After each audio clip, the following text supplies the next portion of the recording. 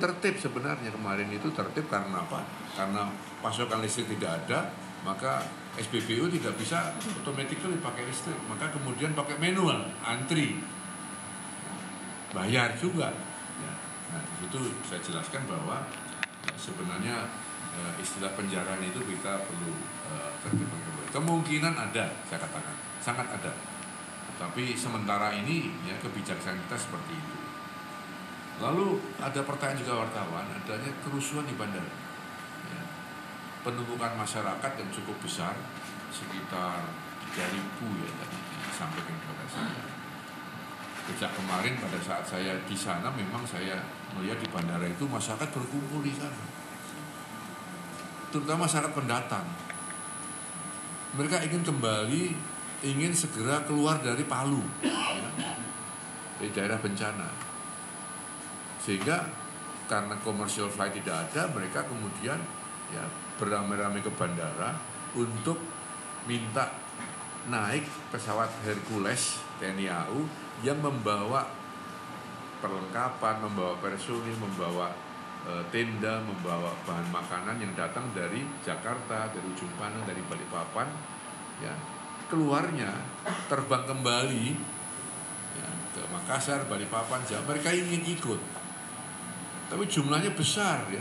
Antara yang ingin ikut dengan jumlah pesawatnya ya, sangat tidak seimbang. Walaupun kita sudah dipersilakan, tapi teratur.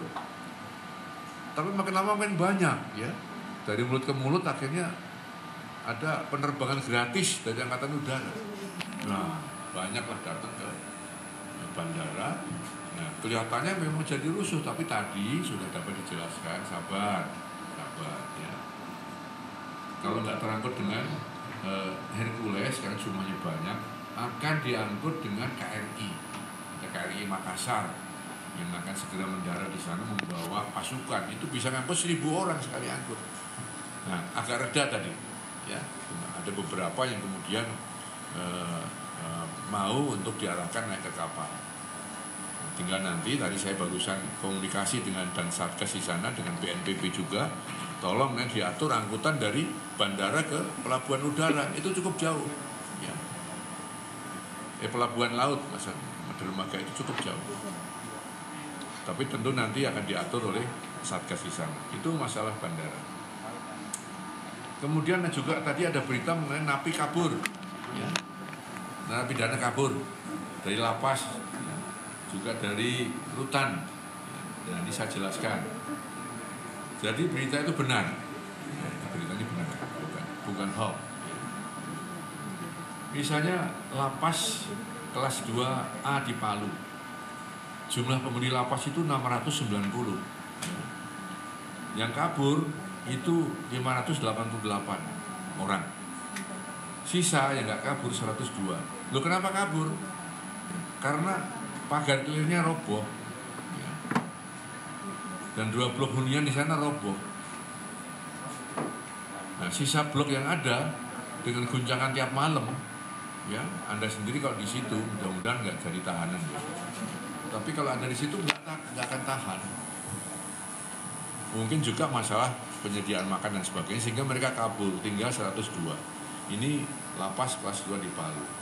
Rutan di Palu, jumlah penghuni rutan 479 orang, ya. Lari 426 orang, sisa 53. Lari karena apa? Pagarnya retak, ya, blok-blok hunian semuanya retak. Keguncang lagi kira-kira 5 skala Richter akan roboh, ya, mereka juga lari. Kemudian rutan Donggala sama, jumlah penghuninya 343 orang, yang lari 343 orang, sisanya 0, lari semua.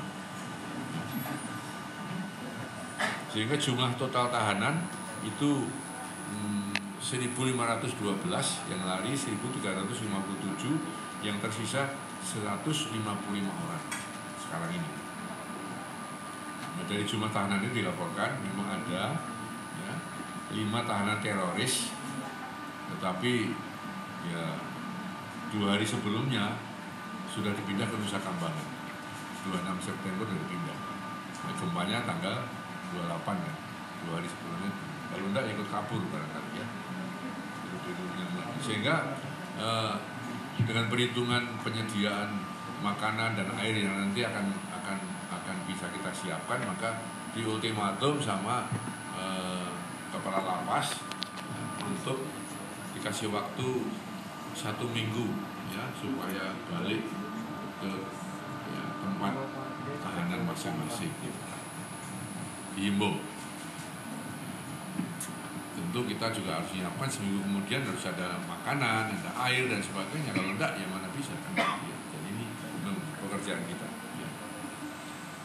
Nah, saudara sekalian, sekarang saya akan sampaikan kepada korban sekarang ya. Jadi benar bahwa korban yang kemarin dilaporkan pertama kali 300 sekian itu akan banyak bertambah. Mengapa? Karena masih banyak belum dilaporkan. Lalu masih banyak korban yang ada di bawah-bawah puing yang belum dapat dievakuasi karena kekurangan alat berat. Tapi sekarang dengan bantuan alat berat yang sudah dimobilisasi, saya di sini saja mendapatkan laporan dari alat berat yang sudah kita kumpulkan dari para pengusaha-pengusaha tambang, ya, kemudian pengusaha perkebunan dan para pengusaha-pengusaha pembangunan di estate dan sebagainya, itu sudah ada kira-kira lebih dari 20 eskavator ya, termasuk ke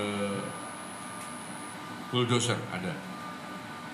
Yang sebelumnya pada saat hari pertama saya ke Palu, hari kedua ke Palu, hanya kira-kira hanya 2 eskavator yang digunakan. Sekarang sudah ya kira-kira 20-an, sehingga setiap tempat-tempat yang membutuhkan pembongkaran, membutuhkan satu kegiatan-kegiatan yang lebih berarti ya, itu dapat dilakukan. Bapak Presiden sendiri ya langsung menyaksikan tempat-tempat yang sangat berat ya sebagai bagian dari bencana itu, misalnya di satu daerah di Palu, daerah Balaroa, ya, itu ada satu hunian Perumnas cukup luas, itu bukan roboh, tapi tanahnya amblas hingga kelihatan atapnya. Kita kesana dan tidak mungkin tanpa alat berat. Nah kemarin belum ada, memang sekarang sudah ada 16 eskavator yang kerja di sana. Alhamdulillah memang keinginan keluarga untuk segera bisa tahu nasib dari keluarganya itu bisa dilaksanakan dengan eskavator itu. Juga beberapa tempat ya, misalnya di Roa-Roa itu ada hotel, ya, itu juga runtuh, itu ada 3 eskavator yang sudah berjalan. Dan setiap tempat sekarang sudah ada eskavator, misalnya di Petojo, di Sigi. Ya, itu juga ada satu daerah yang sepanjang 2 km itu amblas juga ya. Itu juga sudah ada 2 eskavator dan 1 bulldozer untuk melaksanakan evakuasi ya, terhadap para korban itu. Saudara sekalian, saya ingin menyampaikan di sini pengungsi ya. Pengungsi tercatat sekarang ini sebanyak 59.450 ya, yang terkumpul di 109 lokasi. Di 109 lokasi. Nah, ini memang saya jelaskan di sini, memang kok begitu banyak lokasi-lokasi penampungan itu. Sebenarnya ya, pada saat gempa bumi itu tidak ada ya, petunjuk nanti kumpul di sini tidak ada, itu spontan. Saya melihat kemarin di seluruh kota itu ada tempat-tempat pengumpulan para pengungsi, dan pengungsi ini juga orang-orang yang punya duit karena mereka mengungsi dengan mobil, ya, mobil ditaruh di sampingnya, gelar tikar di situ, ya, kemudian mereka tidur di situ. Saya tanya mengapa? Kenapa nggak kembali ke rumah? Takut Pak, trauma. Nggak mau tidur di rumah, nggak mau tidur di bawah atap, nggak mau tidur di gedung-gedung, nggak mau. Nah, itu yang memperbanyak lokasi ini, sehingga ada 109 lokasi. Di sampingnya ya tadi katakan ada mobil sedan bagus-bagus mobilnya, tapi mereka mengungsi tetap. Jadi jangan kemudian dipikirkan yang mengungsi itu orang-orang yang nggak punya, semua rata-rata punya, ekonominya cukup. Tapi karena ketakutan ya, untuk tidur di rumah masing-masing, maka mereka memilih untuk mengungsi. Ini 109 lokasi. Nah tentu saudara sekalian, ini kan butuh tenda, ya, butuh makan, butuh air bersih, butuh MCK. Ini sedang kita usahakan. Kemudian kembali tadi, karena angkutan itu ya satu-satunya angkutan yang efektif saat ini angkutan udara, maka ya, kita sangat membutuhkan adanya bantuan angkutan udara itu menjadi prioritas kita. Walaupun sekarang ya, angkutan darat mulai berangsur-angsur ya, datang karena jalan darat sudah mulai dipulihkan oleh Menteri PUPR.